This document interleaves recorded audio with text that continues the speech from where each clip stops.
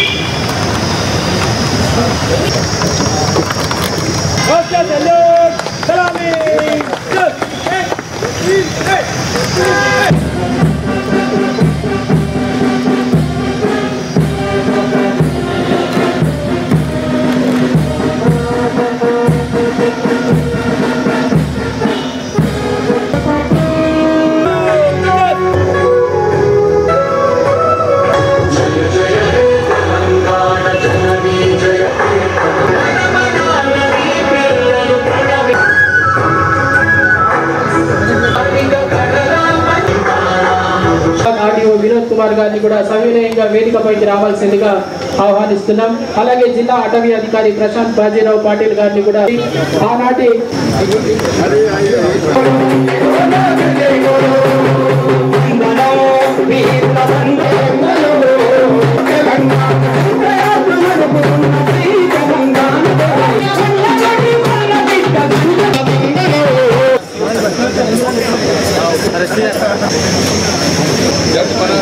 మిత్రులారా, ఈ తెలంగాణ రావాలని 60 సంవత్సరాలు మనం పోరాటం చేసినాం.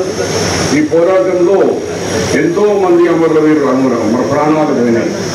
ఇలా అమరవీరులు కూడా మనం వెళ్ళి ఆ పూలలతో నివారణ అనిపించి వచ్చినాం. మరి వాళ్ళ త్యాగాలతోనే కదా తెలంగాణ వచ్చింది. 60 సంవత్సరాల త్యాగాలు అమరవీరులతో సహా చాలా మంది యువకులు, కార్మికులు, మన ఎంప్లాయీస్ అందరు కలిసి, అన్ని రాజకీయ పార్టీలు కలిసి తెలంగాణ రావాలని కృషి చేస్తే ఫైనల్గా మరి అప్పుడు కాంగ్రెస్ పార్టీ సోనియా గాంధీ గారి నాయకత్వంలో, మన్మోహన్ సింగ్ గారి నాయకత్వంలో మనకు జూన్ 2, 2014లో కొత్త రాష్ట్రం మన భారతదేశ మ్యాప్లో తెలంగాణ మనకు వచ్చింది. ఆ సంగతి మనకు తెలియదు కాదు. మరి తెలంగాణ వచ్చినాక మనమందరం ఎంతో ఆశించినాం. మన స్లోగన్ ఏముండే, తెలంగాణలో నీళ్లు, నిధులు, నియామకాలు, ఈ 3 మీదనే మనం పోరాటం చేసినాం. అలాగే మీ జిల్లా ఆదిలాబాద్ కూడా ఒక చరిత్ర ఉంది. నేను గౌరవ ముఖ్యమంత్రి రేవంత్ రెడ్డి గారికి ధన్యవాదాలు తెలియజేస్తున్నాను. నాకు ఇంత దూరం ఆదిలాబాద్ వేసినారు. నేనన్నా ఏమన్నా ఆదిలాబాద్ వేసినామంటే షబీబాయ్ కాంగ్రెస్ ఉన్నానా, నువ్వు సీనియర్, మరి ఆదిలాబాద్ స్టార్ట్ అవుతుంది, ఆదిలాబాద్ ఏ నుంచి, అక్కడి నుంచి, మన బార్డర్ నుంచి, కాబట్టి నువ్వే పోవాలని నాకు ఇక్కడ వేసినందుకు మరి ఇది పోరాట గడ్డ. కుమ్రం భీమ్ గారి కూడా స్లోగన్ అదే ఉండే, జన్ జంగల్. ఆయన కూడా 3 స్లోగన్ల మీదనే నిజాం గారితో పోరాటం చేసి మరి ఈ ప్రాంతానికి ఆదివాసులను వాళ్ళను రక్షణ కావాలని పోరాట గడ్డ. కాబట్టి ఆయనకు కూడా మనము ఈ రోజు జ్ఞాపకం చేసుకుంటే న్యాయం చేసేవాళ్ళం కాదు. మరి అలాంటి గడ్డకు నాకు పంపించినందుకు మరొకసారి గౌరవ ముఖ్యమంత్రి రేవంత్ రెడ్డి గారికి ధన్యవాదాలు తెలియజేస్తూ, మిత్రులారా, మన తెలంగాణ వచ్చిన తర్వాత గౌరవ ముఖ్యమంత్రి గారు 2047 వరకు ఒక యాక్షన్ ప్లాన్ తయారు చేసి దీంట్లో ముఖ్యంగా యువకులకు ఎంప్లాయ్మెంట్ ఇవ్వాలా, అలాగే గ్రీన్ ఎనర్జీని పెంచాలా, తర్వాత మహిళలకు పోటీ షోలు చేయాలా, అలాంటి తీసుకొని మొన్న ప్రధానమంత్రి గారి అధ్యక్షతన జరిగిన నీతి ఆయోగ్ లో ఆయన ఈ యొక్క రాబోయే తెలంగాణ ఎలా అభివృద్ధి చేస్తామని ఒక డాక్యుమెంట్ కూడా నీతి ఆయోగ్ లో సమర్పించినారు. సో రైజింగ్ లో నంబర్ 1 గా ఉండాలా తెలంగాణ అని ఒక ఆలోచనతో ఈ ప్రభుత్వం వచ్చిన కేవలం 5-6 రోజులనే 6 గ్యారెంటీలు ఇచ్చిన విషయం మీకు తెలుసు. మహిళలకు ఉచిత బస్సు గాని, 200 యూనిట్ కరెంట్ ఫ్రీ గాని, 500 రూపాయల గ్యాస్ ఫ్రీ గాని, వంట గ్యాస్ దాంతో మాఫీ చేసినాం. 10,000 అప్పుడు